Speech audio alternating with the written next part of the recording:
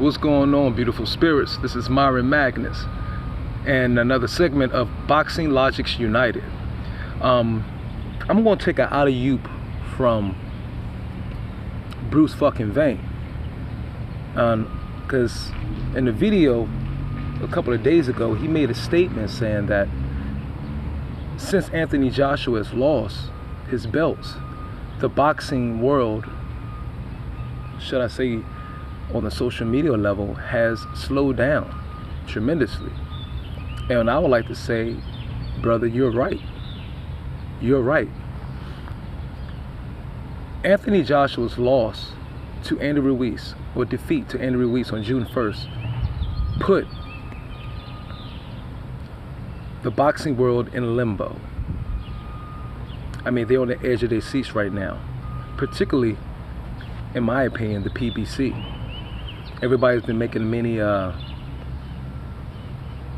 big fuss and claims on Al Heyman now having the Infinity Gauntlet as far as all the belts of the heavyweight division within his grasp of the PBC. But that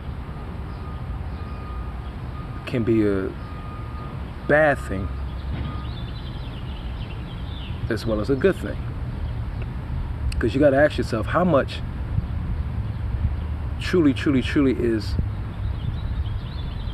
Andy Ruiz Jr., we can see is not a blue chip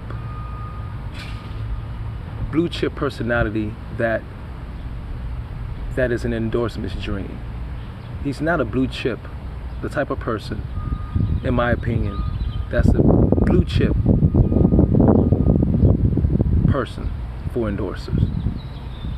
He may be, because he could be the fun, lovey, cool guy.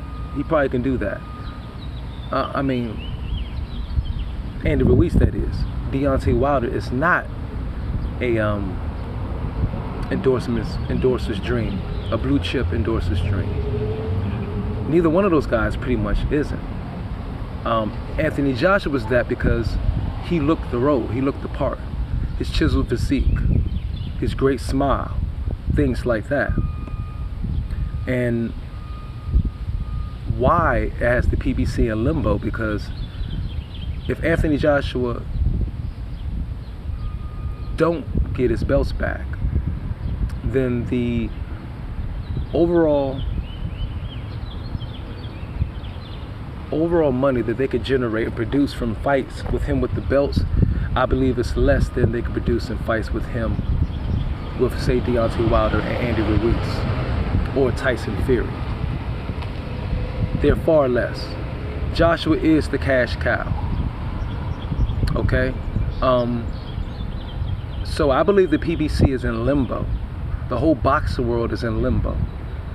I think, unfortunately, like during the buyouts and the recessions during the time when there was businesses was in financial trouble and wanted the government to bail them out, and they was deemed as too big to lose. Anthony Joshua, with the steam that he built up worldwide, not just in the UK, but in other parts of the world, definitely talking about the Asia and Africa, he was almost too big to lose.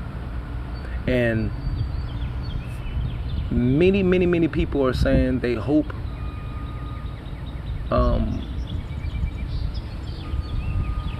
or happy for, saying that they're happy for Andy Ruiz, which I am. I think he's done a great thing. People are saying that, you know, it's a great thing, the heavyweight division is exciting again and all this, is more players. That is great. But the number one player that's been proven right now is that was Anthony Joshua. All the focus in the heavyweight division and in boxing is on this rematch between Anthony Joshua and Andy Ruiz.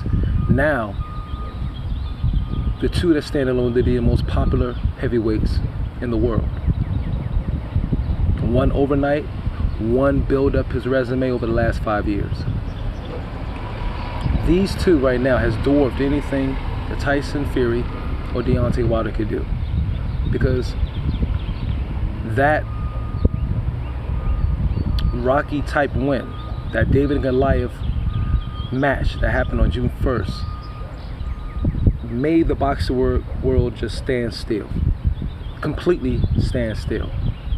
And now they've galvanized all the attention. But all the attention in a very, very edgy way. Because, believe it or not, people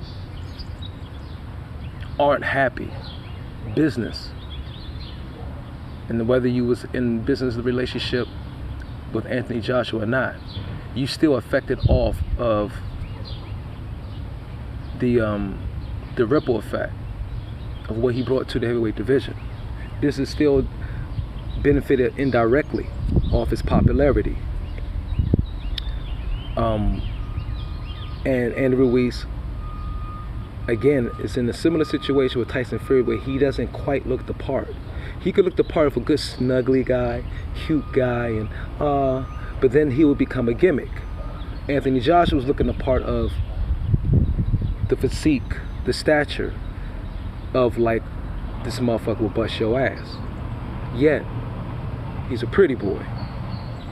So he was able to hit more gambits of the marketing spectrum because of his quote-unquote good looks, the physique, the personality, the smile. He checks more of the boxes of an endorsement's dream, Anthony Joshua. And the other guys just don't do that. So, yes, I agree with Bruce Fuckin Vane that boxing has slowed down because it's cash cow. It's #1 endorsement champion overall. I mean, in boxing overall, that is Anthony Joshua. He is the #1 earner. The #1 cash cow in boxing ambassador, that was also a fighter at the same time, is down for the moment.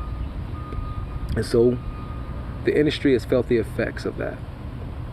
So I agree with you, Bruce Vane. I think, unfortunately, with the marketing scheme, the good fights, the momentum Joshua's built up, that boxing is better with him, the champion, than with him not being the champion, in my opinion. That's just how I'm looking at it right now. But this is Myron Magnus, and you listen to a segment of Boxing Logics United. One love.